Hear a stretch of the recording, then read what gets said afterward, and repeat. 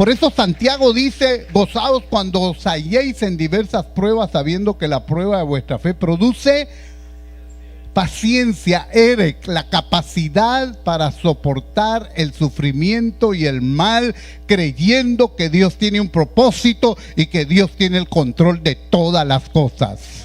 Aleluya. Ahora quiero que vayamos al Salmo número 37. Ahí hay otra definición de paciencia. Salmo 37, versículo 1 y versículo número 8. Salmo 37 dice, verso 1. ¿Está conmigo? Salmo 37, 1 y verso 8. No te impacientes a causa de los malignos. No te impacientes a causa de los malignos. Salmo 37, 1. No te impacientes a causa de los malignos. Y en el verso 8 dice: deja la ira y desecha el enojo. No te excites en manera alguna a hacer el mal. Fíjese que aquí, para la palabra paciencia, porque dice no te impacientes, el griego la define como, o viene de la palabra griega macrotomía, que significa la firmeza de ánimo para no dejarse provocar y caer en explosiones de ira. Aquí ya no es Eric, la capacidad para soportar el sufrimiento. Aquí es macrotomía, que es la firmeza de ánimo para no dejarnos provocar o ceder a la provocación y caer en explosiones de ira. Hay gente que dice: ya no soporto a un mengano, a un perencejo, me está haciendo la vida cuadritos. Y como decimos en Guatemala, a veces dan ganas de agarrarlos del buche usted.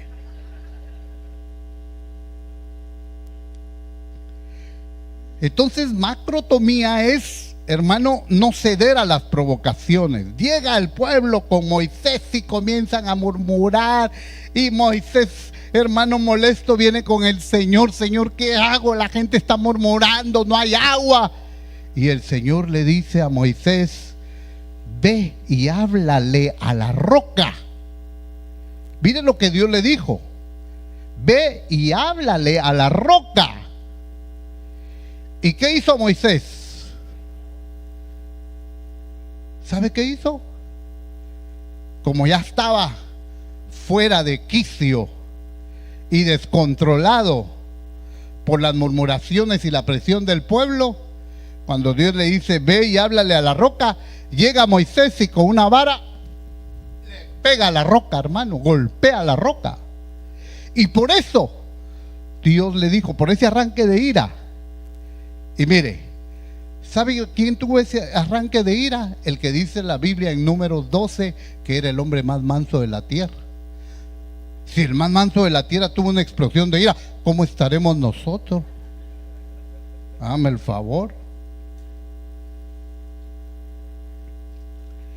Dios le dijo: por haber golpeado la roca, solo vas a ver la tierra prometida, pero no vas a entrar en ella.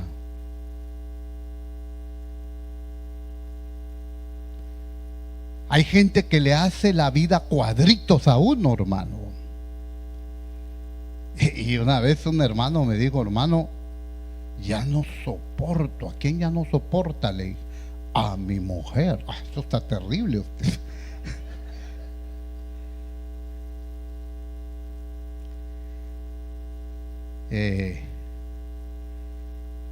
Imagínense, o sea, yo sé de un caso de una pareja que se casó.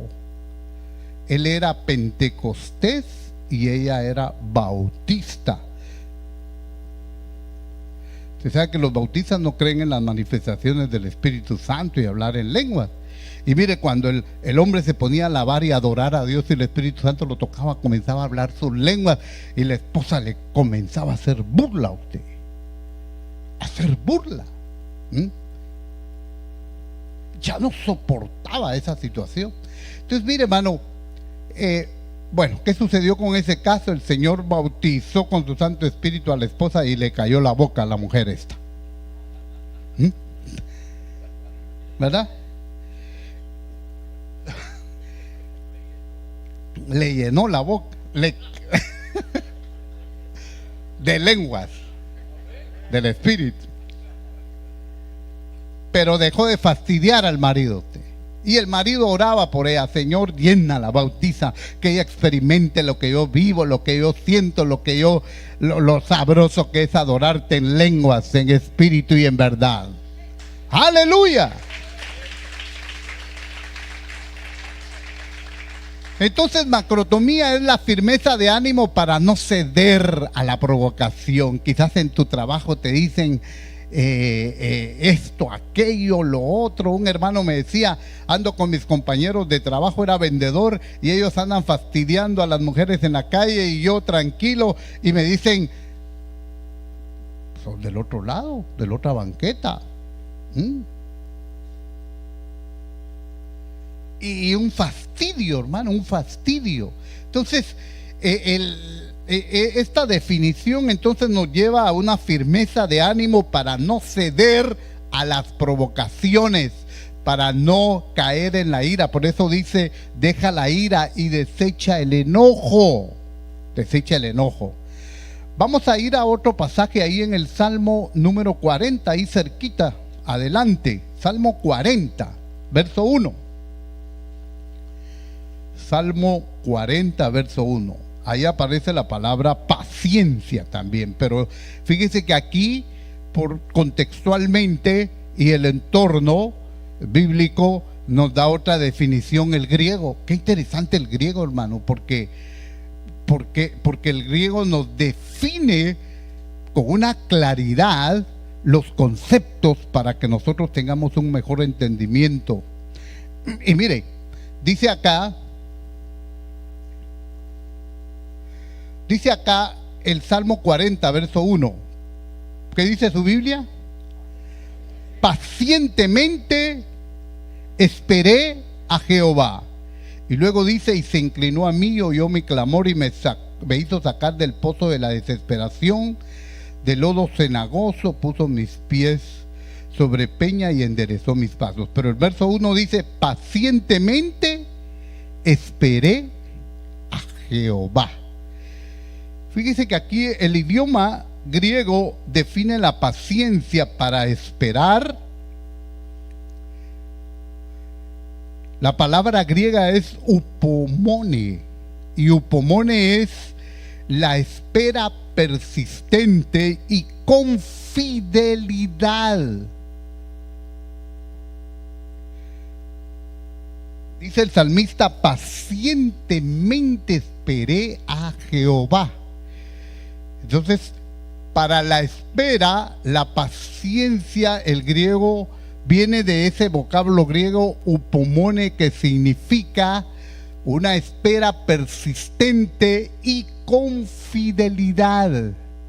Esperar que el cumplimiento de algo que a usted le ha pedido a Dios, o de una promesa que Dios le ha dado y que tendrá su fiel cumplimiento. ¿Me estoy explicando? Pacientemente esperé a Jehová. Dios le dio una promesa a un par de ancianos que les iba a dar un hijo.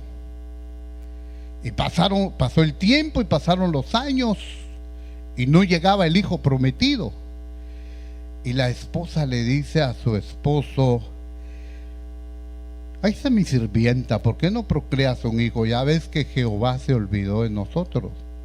Me refiero a Abraham y a su esposa Sara. Y Sara, su impaciencia y el no esperar el cumplimiento de la promesa la llevó a caer en un grave error. Porque cuando le dijo a Abraham, ahí está mi sierva, procrea con ella un hijo. Y Abraham, ni lerdo ni perezoso, le dijo, con mucho gusto. Y hermano, nace Ismael. Ismael es el padre de todos los árabes. Y sabe una cosa, ahí dice, Ismael será contra todos y todos contra él. Un presidente de un país rico en petróleo y que quería más dijo, anexemos Kuwait, dijo Saddam Hussein, anexemos Kuwait. Es un país pequeño, será el departamento número tal de Irak. Y mire, le cayeron todos los aliados, hermano, y lo sacaron de ahí. Él será contra todos y todos contra él. Y oiga, el problema árabe-israelí se originó en no saber esperar el cumplimiento de una promesa que Dios les dio. Qué terrible, terrible, hermano. Samuel le dijo a Saúl, espérame aquí en lo que yo voy a ofrecer, espérame aquí, yo voy a regresar. Y cuando Saúl vio que los enemigos le venían, él ofreció el sacrificio. Y Samuel cuando regresa le dice, locamente has hecho. Y después su obstinación y necedad lo llevó a desobedecer la palabra de Dios y fue destituido del trono por no saber esperar. Una joven me dijo, estoy esperando que Dios me dé mi esposo, y comenzaron a pasar los años y me dijo, pastor,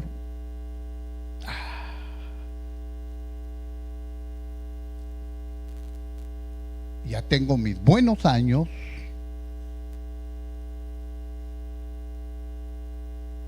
no sé qué hacer, me está dejando el tren, pastor.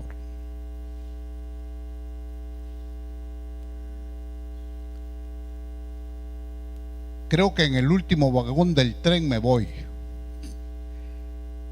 Y en efecto, hermano, se fue en el último vagón porque se casó con un vago, un vagón,